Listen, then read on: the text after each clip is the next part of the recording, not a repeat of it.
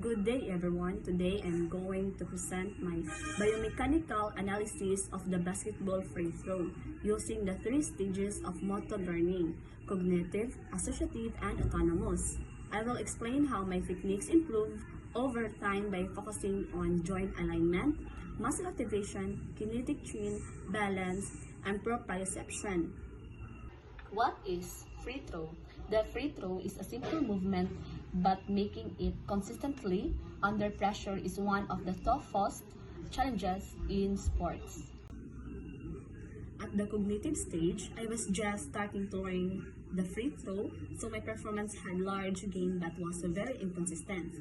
I gathered information by watching professional players on video and recording my shot to see my mistake in stance, arm alignment, and foot stability. I focus on building a proper base and joint alignment. Feet shoulder width apart, ankles slightly dorsiflex, knees flex, hip in light flexion, trunk upright, shooting shoulders lightly flexed and abducted, elbow at 90 degrees under the ball, and the wrist is slightly extension ready to flex.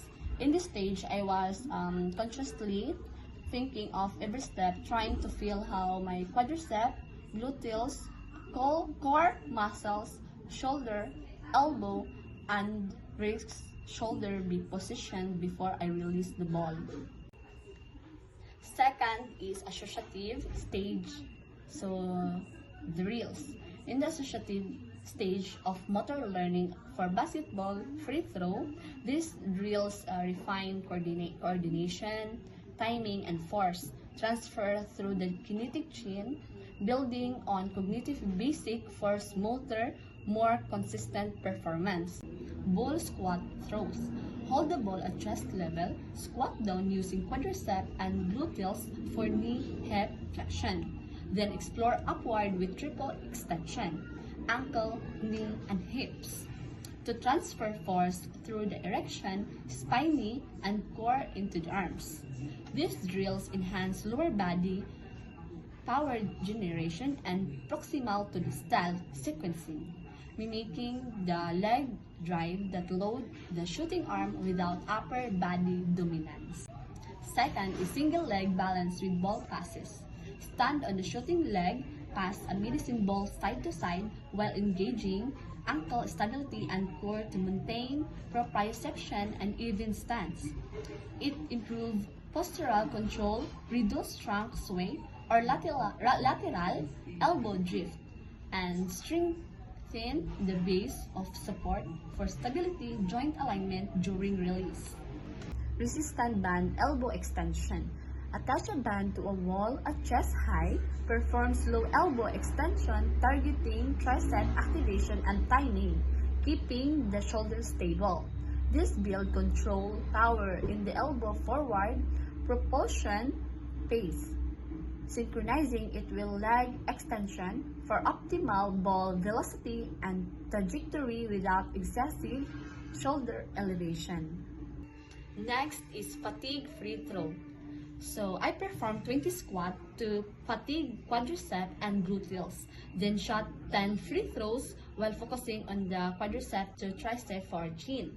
It trains maintenance of kinetic chin, integrity, leg extension, feeding elbow wrist, action under eccentric loading and fatigue, ensuring consistent joint angle and release even when core stability is challenges.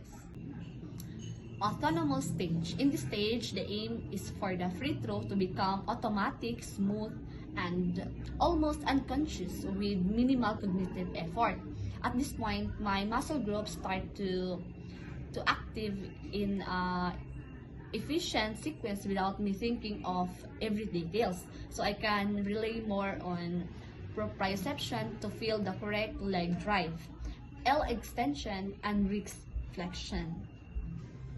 So for the conclusion, mastering a skills follow a clear process through the cognitive, associative, and autonomous stage. Understanding the mechanics helped me practice effectively and refine my timing.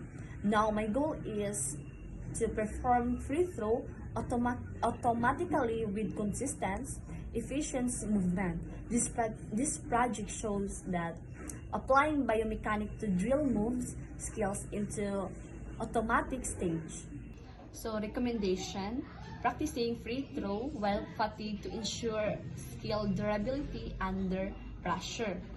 Second is using mental imagery to visualize perfect shot and strengthen automatic response.